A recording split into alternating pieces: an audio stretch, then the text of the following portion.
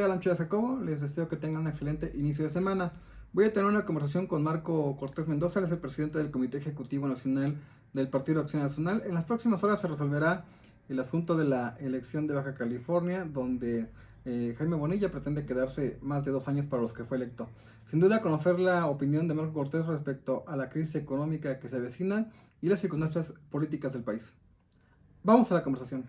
Sí, creo que ya lo superamos. Listo.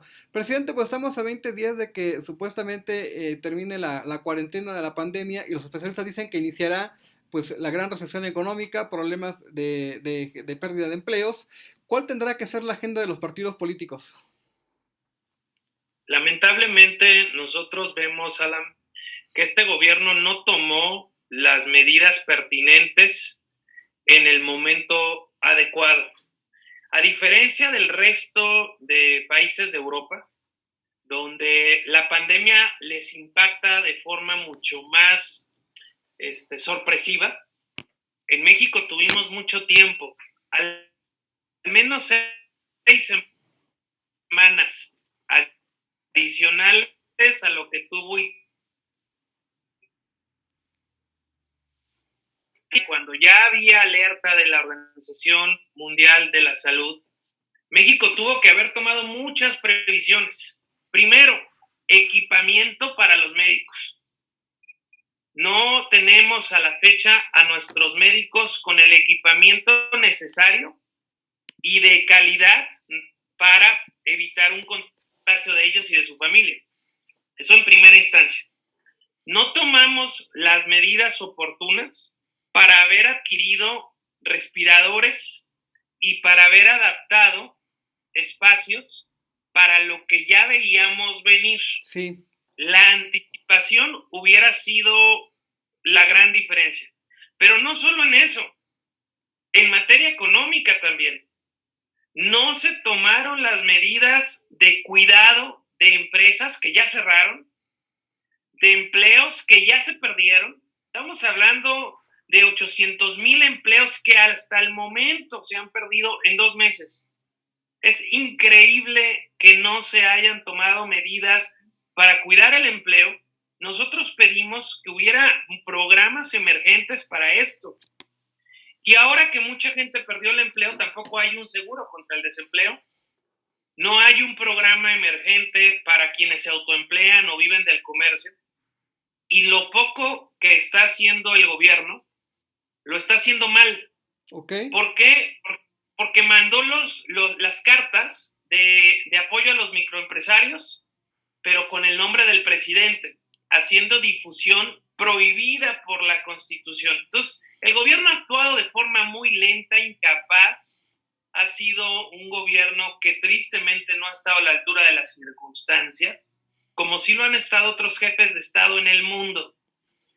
A diferencia de eso, en contraste, Alan, nuestros gobernadores, nuestros alcaldes, sí tomaron las medidas de prevención, sí han tomado medidas mucho más rápidas. De hecho, antes de que se declararan las etapas de la contingencia, nuestros gobiernos estatales y municipales ya estaban en esa exigencia. Por poner un ejemplo, Enrique Vargas era de los que ya le exigían al gobierno que se declarara la etapa 2 de la contingencia. Y se tomaron muchas medidas conjuntas de forma anticipada, poniendo el ejemplo, y no es casual que hoy los gobiernos del PAN a nivel estatal y los gobiernos municipales son los mejores en la evaluación de la gente respecto a cómo han enfrentado el COVID. Ahí Enrique es el alcalde número 2 de todo el país en la evaluación de la gente respecto a cómo se ha actuado. Entonces, hoy se pone a prueba quién tiene capacidad, quién en los momentos de crisis sí sabe qué hacer de forma responsable. Y también podemos ver, Alan, cómo en donde gobierna el PAN tenemos una menor tasa de letalidad. Esto es gravísimo. O sea, México tiene una tasa muy por arriba del promedio mundial de letalidad respecto del número de contagiados. Y esto te dice que Acción Nacional, las medidas de prevención, de mitigación, de contención, pues son más adecuadas ante algo que nadie conocía y que nadie estaba preparado, pero es precisamente ahí donde un gobierno demuestra de qué está hecho. Si solo son palabras o si sí hay capacidad para enfrentar los difíciles momentos. La gente lo alcanza a ver, presidente, porque también hay encuestas donde la gente del presidente López Obrador defiende y considera que su posicionamiento, su aprobación es alta en el país y las encuestas donde se señala que los gobiernos, tanto del PAN y en menor medida del PRI, están bien calificados en esta pandemia del coronavirus, aseguran que, pues, por ejemplo, Mitofsky, son encuestas que se realizan a través de medios digitales, de teléfonos o de computadoras. La gente lo está alcanzando a ver en su punto de vista, que los gobiernos del PAN están gobernando bien y que Andrés Manuel se está equivocando. La gente informada, la gente que contrasta, la gente que sí está tratando de tener información veraz, sí lo nota. La gente que no está teniendo la oportunidad de contar con información veraz o que solo escucha la posición gubernamental puede tener otra opinión. Pero la gente que sí tiene los dos datos, la información que contrasta, que analiza, hoy no está satisfecho. Claramente no está. ¿Cuál tendrá que ser la agenda de los partidos políticos? Porque con esta pandemia, obviamente, pues yo creo que todos los esfuerzos tienen que centrar en el tema de salud, tendrán que enfocarse en el tema económico, pero bueno, algunos venían haciendo reuniones políticas, preparándose, había elecciones que están pospuestas en Coahuila, en Hidalgo, y bueno, se requieren políticas económicas eficientes. ¿Cuál tendrá que ser la agenda de los partidos políticos una vez que se levante la cuarentena? Bueno, también en esto vale la pena destacar, Alan, que nosotros pedimos que no se realizaran las elecciones de Coahuila y de Hidalgo. Claro, lo propusieron. Formalmente, exacto, nosotros lo propusimos al INE. Hay constancia de eso, evidentemente, porque no había condiciones en este momento para poderlas celebrar. ¿Qué es lo que estamos haciendo nosotros? Nosotros nos seguimos preparando todo de esta manera, de manera virtual. Estamos teniendo todo tipo de reuniones de la comisión política, la comisión permanente, de los órganos del partido, de las estructuras estatales y municipales con la dirigencia nacional. Este próximo miércoles tengo una reunión con la militancia del partido como dirigente nacional, todo a través de la forma digital. Hemos buscado tener capacitaciones orientadas a la información del coronavirus, las medidas que se deben de tomar, las medidas que están tomando nuestros gobiernos, pero también en materia electoral. Nos seguimos capacitando. De hecho, en este momento tenemos en línea un diplomado del cual están registrados más de 500 y tantas personas del partido en materia electoral. Seguimos preparando lo que en su momento va a ser el ejército electoral, lo que va a ser la tierra, lo que va a ser el aire, porque evidentemente tenemos que estar listos, porque hoy más que nunca queda claro la necesidad de lograr un equilibrio, un contrapeso en el 2021 en la Cámara de Diputados que nos permita volver a escucharnos todos, a discutir, a debatir, a construir entre la oposición y el gobierno. Que seamos necesarios permitirá que todo regrese a la normalidad, al orden constitucional, que no se permitan este intento de tener atribuciones que no corresponden, como lo buscó el presidente hace unos días buscando convocar a periodo extraordinario. Claro. Va a ser muy importante y por eso estamos también concentrados en ello.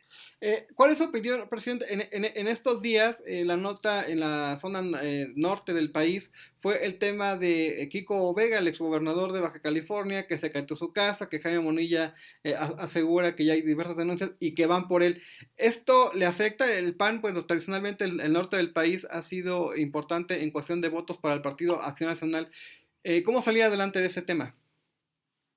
Bien, lo hace Jaime Bonilla, sin lugar a dudas, porque hoy se discute en la Suprema Corte de Justicia la atrocidad que operó comprando diputados, comprando magistrados, la atrocidad de la ampliación de su mandato después de haber sido electo. aun cuando la Constitución dice que 90 días antes del inicio del periodo electoral ya no se pueden modificar las reglas del juego, él se atrevió a corromper a legisladores y modificarlas después del resultado electoral. O sea, traje la medida reforma constitucional para él, por eso es la ley Bonilla. Como se está discutiendo esto hoy en la Suprema Corte de Justicia de la Nación, pues él tiene que construir su cortina de humo, tratar de distraer la atención. Yo me voy al fondo, Alan. Yo espero que hoy la Suprema Corte de Justicia declare inconstitucional esa reforma que operó Jaime Bonilla. Y espero que sea así, de verdad, porque cuidaría el orden constitucional, el Estado de Derecho, daría algo de tranquilidad y estabilidad democrática que se requiere tanto en México en este momento. Presidente, ¿tienes conocimiento, te han platicado los gobernadores que han sido oportunos y contundentes en defender las posturas tanto económicas como de salud frente al gobierno federal? Ayer Enrique Alfaro Ramírez, el gobernador de Jalisco, dice que de plano no hay condiciones en el país para que los niños regresen a clases en junio. Dice que de plano ya en Jalisco no va a ser así, regresarán pero no a las aulas. Los gobernadores del PAN, ¿tienes conocimiento de cuál será su propuesta ante el gobierno federal? ¿Hay condiciones en tu punto de vista para que los niños regresen a clase en junio? El PAN va a cuidar la vida de las personas, la vida de todos los niños, de sus padres, de sus abuelos. Y nosotros apostaremos a tomar las medidas que sean más oportunas. Es prematuro poder decir hoy si van a regresar o no van a regresar. Lo que sí es que hoy no hay condiciones. Esperemos que ya podamos empezar a aplanar la curva. Ya eso nos lo llevan diciendo hace una semana y lamentablemente sigue incrementándose fuertemente los contagios y el número de muertes de personas que contrajeron el coronavirus también está en aumento. Y hay señalamientos muy importantes de medios internacionales como el New York Times o como El País, que ya han investigado y reportan de que, por ejemplo, en la Ciudad de México, que es, digamos, el punto urbano más importante y el foco de la desatención, recordarás este concierto de Vive Latino, claro, y toda esa irresponsabilidad que se hizo en el margen en el momento de la pandemia. Bueno, aparentemente estas investigaciones reflejan que hay un gran ocultamiento de datos del número de fallecidos. Entonces, hoy no es momento para poder ya determinar si ya no reanudan el ciclo escolar o si sí lo hacen. Lo real es que no hay condiciones en este momento y que tampoco la Secretaría de Educación Pública ha estado a la altura de las circunstancias para poder, por línea, por Canal 11, por cualquier medio, darle las clases a los niños para que no pierdan el nivel educativo y para que no pierdan solo el año, porque eso pues los pueden pasar. Así y punto, todos, pero ¿y el aprendizaje qué pasó? Va a haber un retraso para todos los niños y ahí es una falta de responsabilidad de la Secretaría de Educación Pública por no tener ya en tanto tiempo una plataforma digital para donde haya conectividad y para que quien tenga acceso a esto, y una plataforma a través de televisión y radio abierta para quienes no tengan acceso a lo primero. Ha sido muy ineficiente, no hay ningún tipo de evaluación respecto de cuántos niños están teniendo esta educación, y creo que en eso es en lo que hoy la Secretaría de Educación debería de concentrarse, de estar a la altura de las circunstancias y adecuarse a la nueva realidad, al nuevo reto que enfrentamos. Claro, presidente, ¿cuál es tu opinión del Estado de México? El Partido de Acción Nacional ha sido una fuerza política importante en otro momento, ha llegado a tener incluso mayoría legislativa en el PAN, también ha tenido tropiezos, ha habido tiempos en los que no ha sido su mejor momento. Hoy es claro que la figura de Enrique Vargas del Villar, el presidente municipal de Huixquilucan y presidente de la Asociación Nacional de Alcaldes, es un personaje que contagia a un sector del panismo mexiquense y que lo impulsa, como tú lo has dicho en las reuniones aquí en el Estado, a soñar en el futuro próximo. ¿Cómo estás viendo el desarrollo del Partido Acción Nacional en el Estado de México?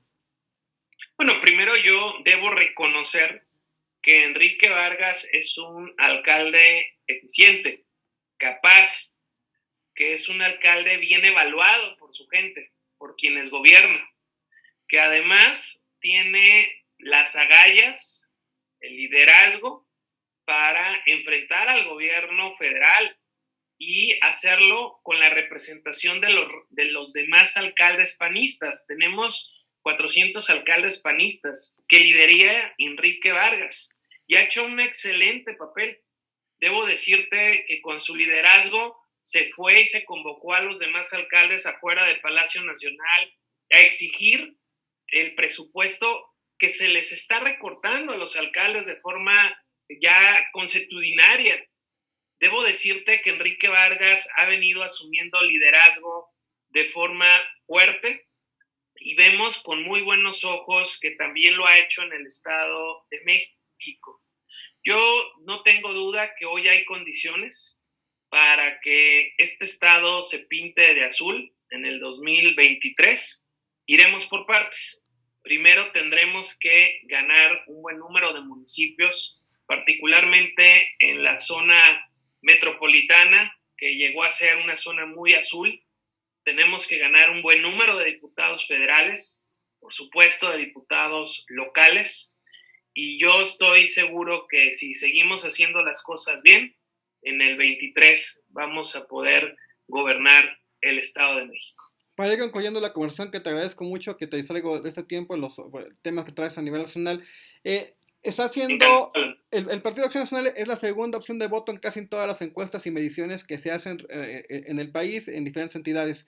¿El PAN está a la altura de las exigencias de una oposición frente al presidente López Obrador y Morena en el país? Por supuesto que sí, pero no es suficiente. Hoy requerimos, Alan, a todas las voces, liderazgos del sector productivo, liderazgos de los medios de comunicación, liderazgos de sectores sociales, liderazgos de sectores religiosos. Requerimos a liderazgos de todos los sectores para sumarnos, buscar concurrir, para hacer frente al populismo, para hacer frente a la irresponsabilidad e incapacidad y para poder construir en el 21 un contrapeso y equilibrio de poder. Nosotros estamos puestos haciendo nuestro mejor esfuerzo, nuestro mejor trabajo con el respaldo de nuestros buenos gobiernos municipales y estatales. Sin embargo, en este enorme reto requerimos concurrir todos los ciudadanos que vemos que las cosas no van bien. ¿Qué esperar de Coahuila y de Hidalgo, presidente? Hay quien considera que son elecciones en las que no se reflejará de manera contundente lo que está pasando en el país y el sentir de los ciudadanos, sino que el verdadero reflejo se verá en el 2021. ¿Cuál es tu opinión? Yo veo que van a ser elecciones que efectivamente no van a reflejar lo que a nivel nacional está ocurriendo. Primero porque son estados gobernados siempre aún por el PRI. Ahí no ha habido ningún tipo de alternancia. Segundo, porque se van a dar estos procesos dentro de esta preocupación social que va a seguir todavía del coronavirus. Digo, en el escenario de que sí se den en agosto, claro, estas elecciones. Nos preocupa que no haya una alta participación de la sociedad. Entonces, sin duda, no vemos que pueda reflejar el escenario nacional, pero lo que sí creemos es que finalmente deberán tomarse las medidas pertinentes respecto de realizar o no estas elecciones en el escenario de que las cosas puedan ya estar en condiciones para que no se exponga a la gente ni a ningún candidato. Presidente, le agradezco mucho la conversación y le envío un saludo del Estado de México. Encantado y a tus órdenes. Que tengas un buen inicio de semana. Cuídate. Hasta luego. Adiós, gracias.